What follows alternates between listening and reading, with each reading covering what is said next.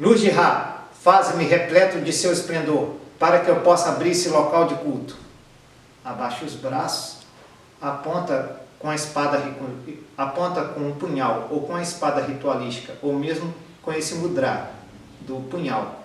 Para o leste, imagine círculos concêntricos de luz banhando o seu corpo. Medite um pouco nisso. Concentre nesse raio de luz que inunda o seu corpo, sua mente, suas emoções. E diga: Ra Nefer, Atef Nefer. O Deus divino Ra é misericordioso. Essa é a tradução. O sinal de Osíris morto.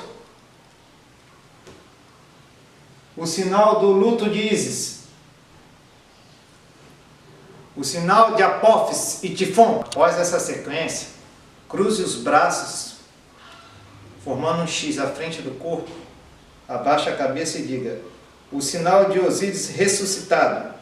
Algumas pessoas falam o sinal de Osíris morto ressuscitado. Após esse sinal, você eleva os braços para cima e diz: Ísis, Apófis, Osíris.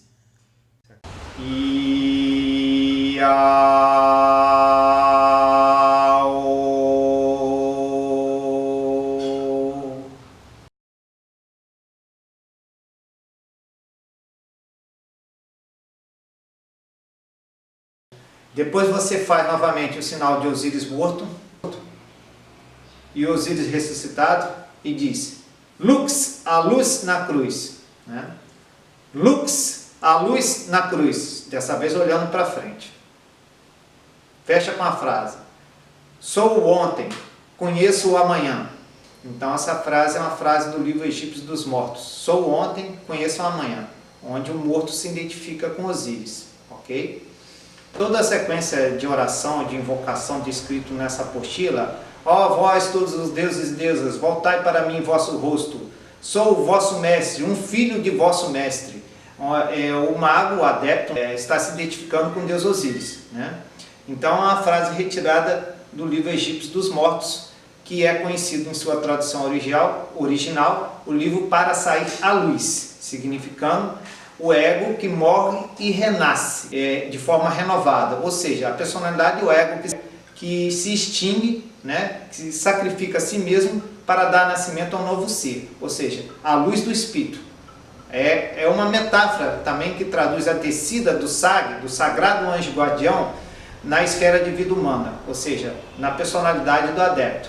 Então, dá a sugestão que nossa vida deve ser norteada pela verdadeira vontade, pela luz do Espírito que habita em nós e que deve se manifestar na carne, ou seja, no corpo do adepto, do iniciado. Esse é o sentido maior desse ritual. Vamos então dar continuidade ao nosso ritual egípcio de Osíris, ou ritual de renascimento do deus Osíris, que é o primeiro ritual de uma série de 4 práticas mágico-ritualísticas da Ordem do Lótus Negro, que concebe imersão egrégora mágica do Antigo Egito. O objetivo desse ritual é aproximar o estudante, os nossos alunos, com as práticas místicas e mágicas pertencentes à religião do Antigo Egito, já que os egípcios não separavam necessariamente magia de religião. A magia egípcia ela é utilizada em todos os segmentos da sociedade egípcia, tanto para proteção em dias de guerra, como para proteção diária, por exemplo, contra a picada de cobras venenosas, o ataque de crocodilos. As pessoas procuravam fórmulas mágicas para se protegerem no dia a dia, como na religião, na transição da vida para a morte, que eles acreditavam numa forma de ressurreição.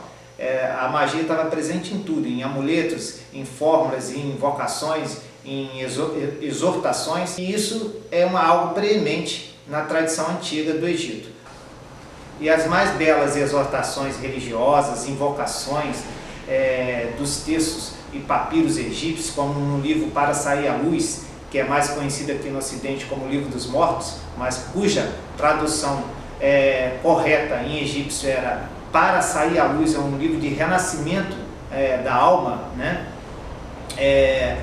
são mágicas. Então você encontra muitas belas invocações mágicas em contextos puramente religiosos. E isso não era algo incomum né, em toda a tradição egípcia. Com isso em mente, nós queremos conceber, oferecer 4 rituais de imersão na egrégora egípcia, né? O primeiro ritual é o ritual de Osíris, o Deus sacrificado, próximo ao nosso Jesus Cristo histórico. Como Jesus, Osíris também morre e renasce no 3º dia para uma nova vida. O segundo ritual seria o ritual de Ísis, a grande mãe. O terceiro ritual, o ritual de Horus, o filho de Ísis com Osíris, a reencarnação ou encarnação do deus Ra. E o quarto ritual seria de Sete. Então, esses 4 rituais, eles se comunicam entre si, se misturam entre si, porque um é codependente do outro, e eles integram também outros deuses do panteão egípcio, não só Osíris, por exemplo. Osíris se confunde com Ra, com Amon, com Ptah, são todos deuses criadores, visto que Osíris é visto como uma contraparte também de Ra. É a forma Ra no horizonte ocidental. Ra, quando desce para o submundo, o reino dos mortos se transforma em Osíris. Então, esse ritual não está separado do ritual de Ra, né? Seu renascimento a leste se confunde com Horus no horizonte, Horus nascendo no horizonte. E aí tem a expressão Horus dos 2 horizontes. É o Horus identificado com Deus Ra, porque ele comanda tanto o horizonte ocidental como o sol no nascer do leste, no oriente. Então, esses rituais estão assim, nenhum deus egípcio está separado em sua cosmogonia, em sua mitologia dos outros deuses. É interessante que nós estamos falando aqui de cosmogonia egípcia. A cosmogonia egípcia está misturada com o misticismo egípcio.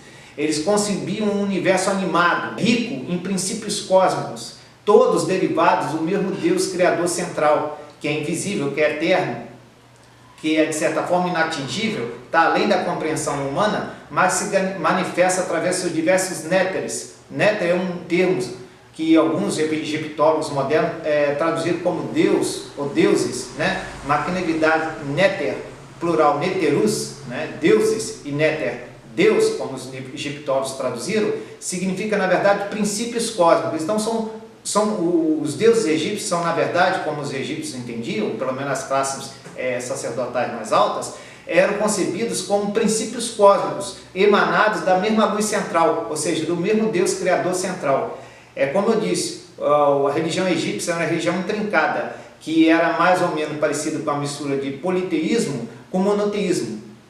Alguns estudiosos modernos dão o nome de monolatrismo. Então, para os egípcios era muito mais fácil entender, tentar interpretar esse Deus cósmico transcendente através de seus princípios, de suas emanações. Então, cada deus egípcio, Ra, Amon, Ptah, Horus, Sete, Osíris, Ísis, são emanações, são princípios cósmicos emanados da mesma fonte. É muito difícil você, por exemplo, entender uma pessoa simplesmente pelo nome dela. Você falar Deus, tá, mas o que é Deus em termo transcendente, né? Você não pode conceber. Mas você pode conceber alguma de suas qualidades, alguma de suas atribuições. Assim, os deuses funcionam como atribuições que você pode definir melhor essa divindade toda criadora. Quando você fala, por exemplo, Roberto, esse nome não diz nada, porque existem inúmeros Robertos. Mas se você definir Roberto como, por exemplo, arquiteto, pai, casado, que mora em Londres, então você já está definindo uma personalidade. Não são várias personalidades, não são várias personalidades distintas, são mesmas qualidades, os mesmos atributos que pertencem ao mesmo ser.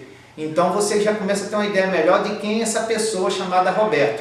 Da mesma forma, você pode não entender uma divindade transcendente, um Deus sem nome, sem forma, mas você pode entender suas atribuições, suas qualidades. Esse é o sentido também que os egípcios viam o Deus Criador central, sem nome, sem forma, que algumas vezes, dependendo da época e da região, eles davam o nome de Amon, davam o nome de Ra, davam o nome de Ptah, todos são nomes de deuses criadores.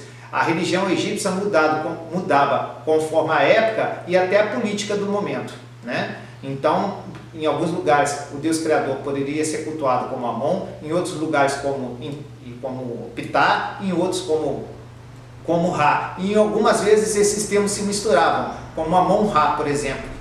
Houve uma fusão na época de dois deuses criadores, Amon e Ra. E aí se transformou em Amon-Ra. Seja Amon, Ra ou Ptah, os três deuses criadores são um só. E algumas vezes encarnado como Osíris. Então se dizia assim, o Deus criador é um em três, né? Amon é o seu nome oculto, Ra é o seu rosto e Ptah é o seu corpo. Isso é uma fórmula mágica, Amon, Ra, Ptah, que no fim define Osíris, né? O grande ancestral. E nós estamos aqui no rito do grande ancestral, Osíris. Osíris é o deus sacrificado dos egípcios que precisa morrer pelas mãos de Sete para que a luz espiritual simbolizada por Ra possa nascer. Ra renasce na forma de Horus, né? Não, Horus não é reencarnação de Osíris, e sim uma encarnação, uma manifestação do deus Ra. Então, isso em termo psicológico define que o ego humano, a personalidade humana, precisa ceder espaço para que a luz espiritual, simbolizada pelo eu superior, pelo sagrado anjo guardião, possa manifestar-se na carne, ou seja, no corpo físico do adepto. Horus é uma encarnação de Ra, o sol espiritual, o Deus do universo, mas é também a centelha divina que habita dentro de nós, porque os egípcios não viam seus deuses separados de suas essências interiores. Todos os deuses deles estavam neles mesmos. Então, Ra simboliza essa centelha divina que renasce no ego do adepto purificado. Renasce como Horus. Horus sendo aqui um símbolo para o sagrado anjo guardião dos magos modernos. Então, Horus é a luz espiritual emanada do sol central. Então, esses princípios todos nós precisamos entender, porque eles vão fazer diferença nas aplicações dos rituais mágicos, principalmente os rituais ligados ao Antigo Egito, ou inspirados no Antigo Egito. Na religião egípcia, o deus Osíris, também definido como Ausar, seu nome em egípcio, né? Ausar. Ele é o grande ancestral, ou o primeiro ancestral. É o primeiro ser ou deus a nascer da união de Nuit, o céu, e Geb, a terra. Então, da união de Nuit e Geb, Nuit, o céu, né? O espaço, e Geb, a terra, da primeira união desses dois seres primais, nasce Ausar, o grande ancestral. E com ele toda a Eneide, todos os 9 deuses principais da cosmogonia egípcia. O principal deus criador do Antigo Egito era o deus Ra. Os egípcios entendiam que Osíris, ou Ausar, em seu nome original, já que Osíris é um nome em grego, né, do deus egípcio Ausar. Então, Osíris e Ra eram o mesmo e único ser, né? Osíris era Ra quando descia para o mundo dos mortos, quando dizia no ocidente, ou seja, no oeste. Então Ra, o luminoso, e Osíris, a escuridão, eram o mesmo e único ser. Era a mesma alma reunida, como eles diziam. Então o adepto, quando ia ser iniciado, ele contemplava, visualizava essa união de Osíris com Ra, como se fosse seu próprio espírito entrando no renascimento. Daí a palavra ritual de renascimento da alma, porque é a alma do adepto que, identificada com a união com Osíris e Ra, entendia isso como uma espécie de renascimento, de ressurreição. No ciclo Ausar-Ra, que é um ciclo místico, o deus Osíris, identificado com a lua, desaparece no oeste, na terra da morte, porque o oeste simboliza para os egípcios o mundo dos mortos. Nesse ciclo, então, Osíris é identificado com a lua, né? Que ao descer para o mundo dos mortos é iluminada apenas pelo reflexo do sol, no caso Ra. Então, a lua é a luz ou o sol do mundo dos mortos, que para os egípcios é um período intermediário entre a morte, né, e o renascimento no plano superior. Então, esse mundo intermediário, para isso chamado algumas vezes Duat, outras vezes de Amentet, é o mundo dos mortos, que é o mundo em que a alma se prepara para o renascimento em um plano superior. Num plano superior, se ela for aprovada na prova em que é presidida pelo próprio Osíris. Por isso que os egípcios antigos também se identificavam com o deus morto Osíris, porque ele vai descer, passar pela prova do umbral do mundo dos mortos para renascer no terceiro dia. Existia essa concepção que Osíris passou 3 dias no mundo dos mortos, né, para renascer no terceiro dia. E esse período da morte física de Osíris e seu renascimento era um período de 3 dias. No calendário egípcio coincidia com a lua nova. Então era um nascimento para uma nova vida, para uma nova lua. A lua é Osíris e o terceiro dia ele renasce. Isso lembra a comemoração da Páscoa, quando Jesus morre, renasce, ressuscita, né, no terceiro dia. Da mesma forma, Osíris morre e renasce no terceiro dia. Osíris é a lua no mundo dos mortos, que reflete e ilumina o mundo dos mortos com a luz de Ra, o Sol, já que a lua é um satélite que é iluminado pelo Sol. Já que a lua não tem luz própria, ela é iluminada pelo Sol. De forma análoga, Osíris, identificado com a lua, desce ao mundo dos mortos e ilumina o mundo dos mortos como o reflexo de Ra, o Deus Sol, para renascer novamente no leste, no terceiro dia. O terceiro dia seria o começo da lua nova, ou seja, o nascimento de um alzar, de um Osíris renovado, um novo Osíris. Esse ritual, então, do renascimento da alma, eu sugiro que meus alunos o façam antes do início da lua nova, né? Mas não comece esse ritual, acenda uma vela para Osíris, meditem nesse drama cósmico de Osíris, que morre, mergulha e desce ao mundo dos mortos para renascer no terceiro dia. Esse ritual deve ser feito então com a meditação, iniciar-se com a meditação em 3 dias antes da lua nova, você meditar nesse drama cósmico de Osíris, e no terceiro dia, que vai coincidir com o primeiro dia da lua nova, você efetivamente realiza o ritual. Então 3 dias antes deve ser período apenas de meditação, de introspecção, no ciclo cósmico de Alzar Osíris, que Osíris desce para o submundo e renasce novamente como Ra no horizonte, no leste, no horizonte oriental ou no oriente. Você deve identificar-se como Osíris e renascer como Ra ou como Horus no leste. Então esse mito deve ser meditado 3 dias antes da lua nova. Quando chegar o primeiro dia da lua nova, você executa o ritual. Então, nesses 3 dias que antecedem, né, o terceiro dia seria o primeiro dia da lua nova, você deve apenas meditar e estudar o ritual, para no terceiro dia, que vai dar justamente no primeiro dia da lua nova, o renascimento de Osíris, você efetivamente executar o ritual. Então esse é o ciclo perpétuo. A vida é um fluxo contínuo que caminha em direção à morte, mas na morte nasce um novo Ra e o ciclo recomeça. Com efeito, no Egito Antigo, o termo útero e tumba eram termos intercambiáveis. Do útero à tumba eram termos intercambiáveis.